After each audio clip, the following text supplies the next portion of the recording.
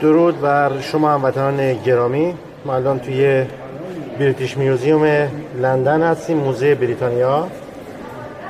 اینجا یه مانیتور گذاشتن و تصاویر تخت جمشید رو نمایش میدن.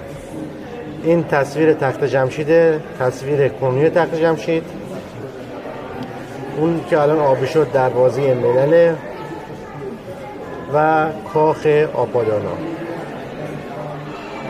این هم تصویر تخت جمشید در زمانی که آباد بوده، یه تصویر تقریبا ساختگی. این پلکان تخت جمشیده و دروازه ملل و کاخ آپادانا رو ببینیم. این ورودی تخت جمشید قبل از تخریب چنین شکلی بوده. دروازه ملل، کاخ آپادانا. این هم سرستون‌های گاوهایی است که در دروازه ملل تخت جمشیده. الان وارد دروازه ملل میشه. در دروازه ملل گشوده شد. سقف این سالن روی 4 ستون استوار بوده به بلندی 18 متر.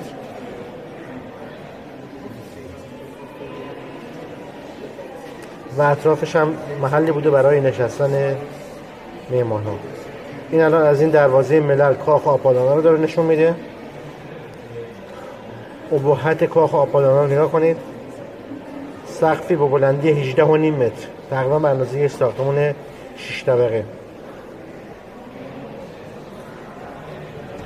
کاخ آپادانا دارای 72 ستون بوده.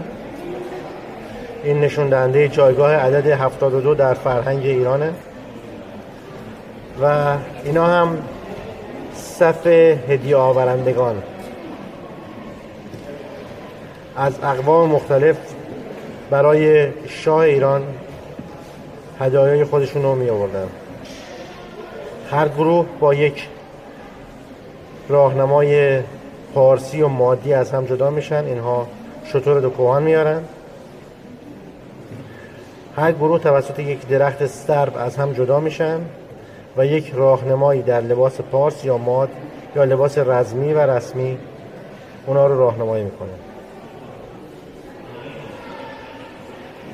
اقوام مختلف هر کدومشون هدیه مخصوص خودشون رو میارن و در جشن نوروز تقدیم میکنن به شاهنشاه ایران. این پلکان شرقی کاخ آپادانا است که از همه پلکان ها سالم‌تر مونده. البته این